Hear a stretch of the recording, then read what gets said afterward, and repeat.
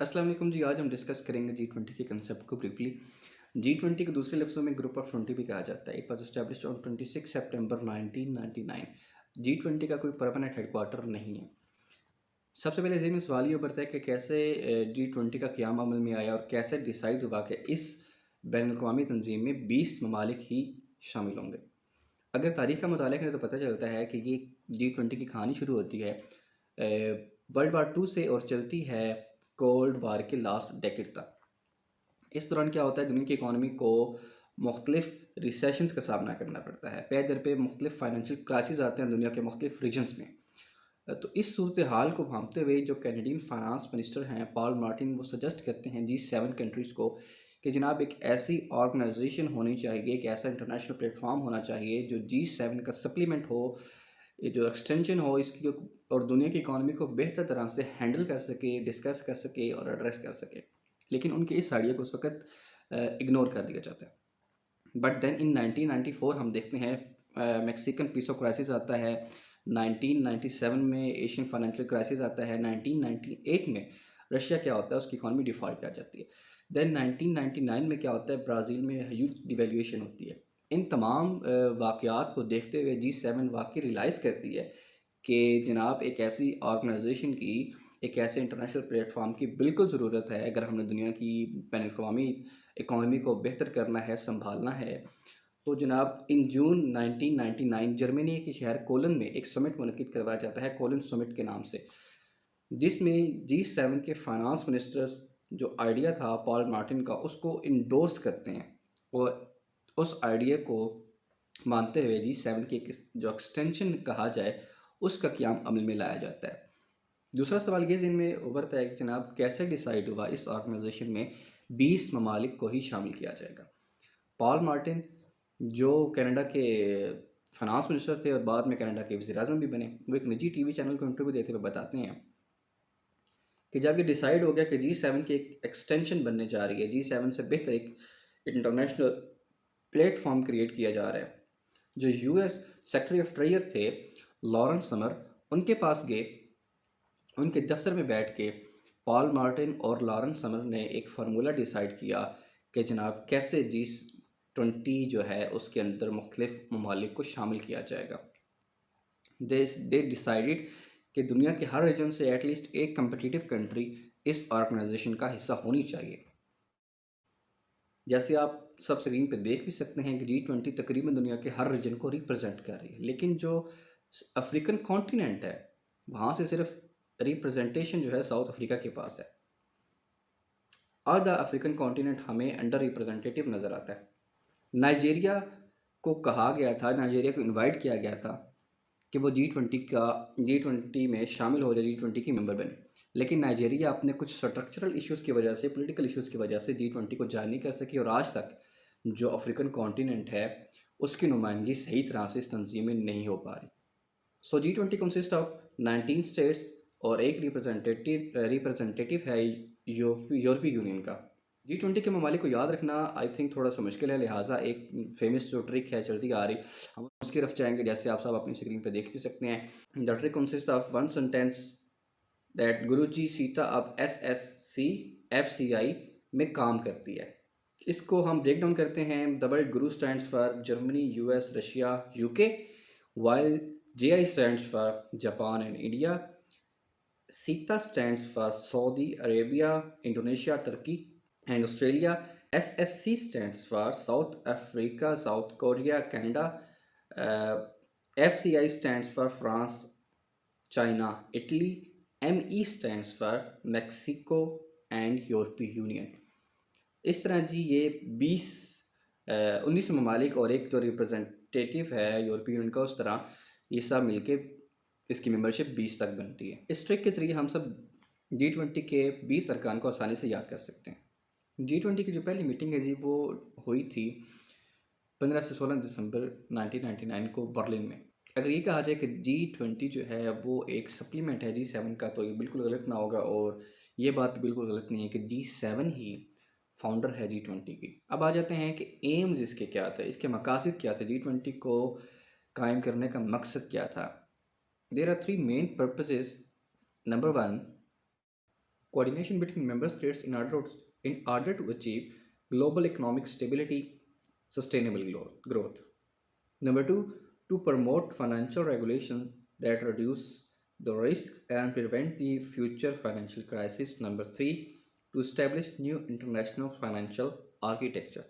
सादा अल्फाज में ये कि जनाब G20 को कायम करने का मकसद ये था कि तमाम ममालिक के दरमियान कोऑर्डिनेशन कोऑपरेशन बढ़ाई जाए, जिससे इकनॉमिक स्टेबिलिटी आएगी। इकनॉमिक स्टेबिलिटी के साथ साथ सस्टेनेबल डेवलपमेंट को सस्टेनेबल ग्रोथ को अचीव किया जा सकेगा। क्या आपको मालूम है कि G20 जो थी शुरू में एक मिनिस्टर लेवल समिट होता था, मिनिस्टर लेवल मीटिंग होती थी जो साल में 2 दफ़ा होती थी। G20 के तमाम फाइनेंस मिनिस्टर्स और सेंट्रल बैंक के जो गवर्नर्स होते थे दुनिया में किसी एक जगह पे जहाँ पे समिट मुनक़िद होना होता था वहाँ पे इकट्ठे होते थे और फाइनेंशियल इश्यूज जो होते थे ग्लोबल उनको डिस्कस किया जाता था। जो फाउंडिंग मेंबर थे उन्होंने महसूस किया कि G20 उस तरह परफॉर्म नहीं करे जिस मेन बेसिक आइडिया के ऊपर इसको इस्टेब्लिश किया गया था। लिहाजा पॉल मार्टिन जो थे उन्होंने सजेस्ट किया कि G20 को अपग्रेड किया जाना चाहिए हेड ऑफ स्टेट लेवल्स के ऊपर। तमाम जो मेंबर्स थे G20 के वो बिल्कुल इस आइडिया के ऊपर मुत्तफिक थे, लेकिन अमेरिका ने इस आइडिया को रिजेक्ट कर दिया। सो it was not upgraded.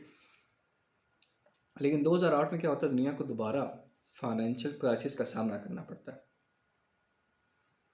Paul Martin एक दफ़ा फिर सजेस्ट करते हैं तमाम कंट्रीज़ को कि जनाब ये अगर आप चाहते हैं G20 बेहतर परफॉर्म करे और ये जो डायरेक्शंस देती है वो अच्छी तरह इम्प्लीमेंट किए जा सकें, तो हमें चाहिए कि G20 को हेड ऑफ स्टेट लेवल के ऊपर फ़ौरन अपग्रेड कर दिया जाए। तो तमाम जो मेंबर्स होते हैं यूनानिमसली इसको अपग्रेड कर देते हैं। तो G20 का जो पहला लीडर लेवल समिट होता है 2008 में होता है।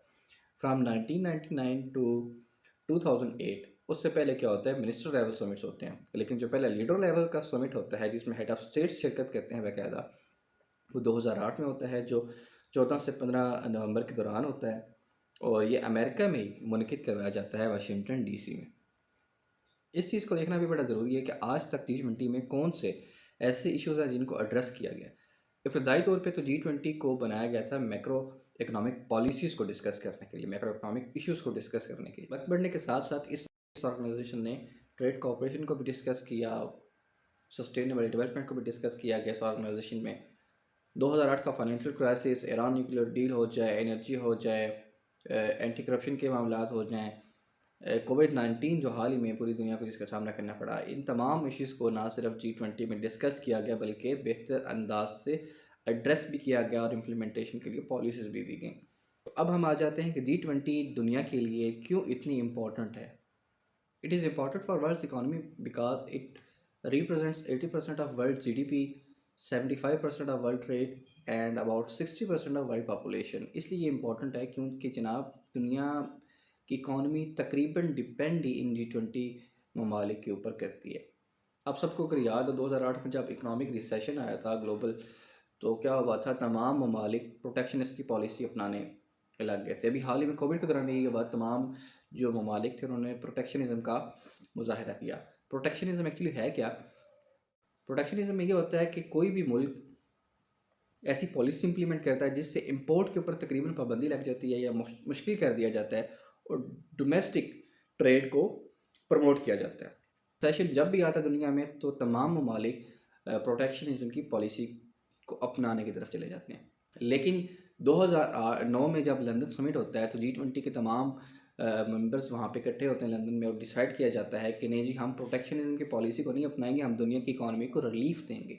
और यही होता है, दुनिया की इकॉनमी को एड्रेस किया जाता है और रिलीफ के लिए कुछ इकदाम किए जाते हैं। सेम एज कोविड-19 आया तो जब G20 के ममालिक सारे इकट्ठे हुए तो डेवलपिंग कंट्रीज़ की और जो थर्ड वर्ल्ड कंट्रीज़ थे उनमें उनको कुछ डेट रिलीफ भी दिया गया। G20 का जो लास्ट समिट था वो कब हुआ, इसका समिट का जो टाइटल था वो क्या था, नेक्स्ट होस्ट कौन है। लास्ट समिट जो था वो इंडोनेशिया के शहर बाली में हुआ, नवंबर की तारीख थी 15 से 16। It was the 17th summit of G20। इसका टाइटल था recover together recover stronger. India will host the G20 summit next year because India is the president of G20 now. 2011 में डिसाइड हुआ कि G20 के साल में एक इजलास हुआ करेगा। Now we will discuss the presidency of G20। G20 की जो सदारत है एक तो है रोटेशनल, दूसरा कंसेंसस के ऊपर डिसाइड किया जाता है कि कौन इसका प्रेसिडेंट बनेगा। As you guys can see on your screen, G20 को 5 डिफरेंट ग्रुप्स में डिवाइड कर दिया गया। ग्रुप नंबर 4 और 5 में तमाम रीजनल कंट्रीज़ हैं। ग्रुप नंबर 3 में जो हैं सिर्फ 3 ममालिक शामिल हैं, जबकि बाकी जो 4 ग्रुप्स हैं उनमें 4 ममालिक शामिल हैं।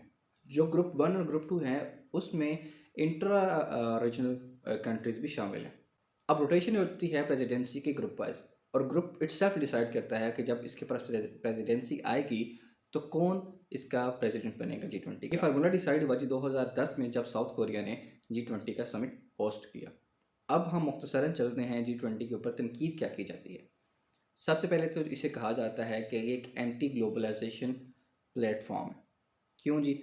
नंबर 1 इस वजह से कि लिमिटेड है, उसकी मेंबरशिप एक्सक्लूसिव है। नंबर 2, दुनिया के कुछ रीजन्स अभी भी अंडर रिप्रेजेंटेटेड हैं, उनकी नुमाइंदगी ठीक तरह से नहीं की गई G20 में, स्पेशली अफ्रीकन कॉन्टिनेंट। नॉर्वे के जो प्राइम मिनिस्टर हैं वो इसके ऊपर तनकीद करते हुए कहते हैं कि दुनिया के लिए वर्ल्ड वार 2 के बाद सबसे बड़ा सेटबैक ये है कि दुनिया के 173 ममालिक जो UN जनरल असम्बली का तो हिस्सा हैं, लेकिन G20 का किसी भी कैपेसिटी में पार्ट नहीं है।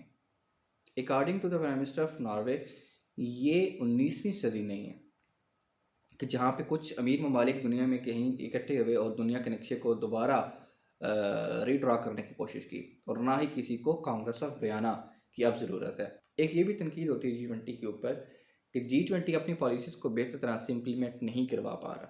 2014 में जब रशिया ने यूक्रेनियन क्रीमिया को अनेक्स कर लिया तो ऑस्ट्रेलियन प्राइम मिनिस्टर ने डिमांड किया कि जनाब रशिया के ऊपर बैन होना चाहिए कि वो समिट अटेंड कर सके, लेकिन उस वक़्त तमाम जो मेंबर्स थे उन्होंने इस आइडिया को रिजेक्ट कर दिया। बाद में मार्च 2022 को बाइडन सजेस्ट करते हैं, जब रशिया अनेक्स करता है यूक्रेन के कुछ इलाकों को, तो सजेस्ट करते हैं कि रशिया को रिमूव कर देना चाहिए इस ऑर्गेनाइजेशन से, और यूक्रेन के जो प्रेसिडेंट हैं उनको इनवाइट किया जाना चाहिए ताकि वो अपने मौक़िफ़ को यहाँ पर खुल के बयान कर सके। स्पेन और जो चाइना है वो अपोज करते हैं रशिया के G20 से निकाले जाने को। चाइना मज़ीद कहता है कि expelling Russia from G20 would be counter productive, कि इसका कोई फ़ायदा नहीं होगा अगर आप इसको इस ऑर्गेनाइजेशन से निकाल देंगे रशिया को, बल्कि वो आज़ाद हो जाएगा। तो बेहतर है उसे उस ऑर्गेनाइजेशन के अंदर रखें और प्रेशर बिल्ड करने की कोशिश करें ताकि वो हमारे मौक़िफ़ के ऊपर आ सके, हमारे मौक़िफ़ पे आमादगी ज़ाहिर कर सके। सो हालात को भांपते हुए क्या होता है, इंडोनेशियन प्रेसिडेंट रब्ता करते हैं प्यूटन के साथ जो रशिया के प्रेसिडेंट हैं, और डिसाइड होता है नवंबर में एक प्रेस रिलीज़ जारी की जाती है इंडोनेशिया और रशिया की तरफ से कि जनाब जो प्रेसिडेंट प्यूटन हैं वो इन पर्सन तो समिट अटेंड नहीं करेंगे G20 का जो बाली में होने जा रहा था, लेकिन हो सकता है वर्चुअली समिट अटेंड करें। So it was a brief discussion on G20। Stay tuned for the next topic. अल्लाह हाफिज़।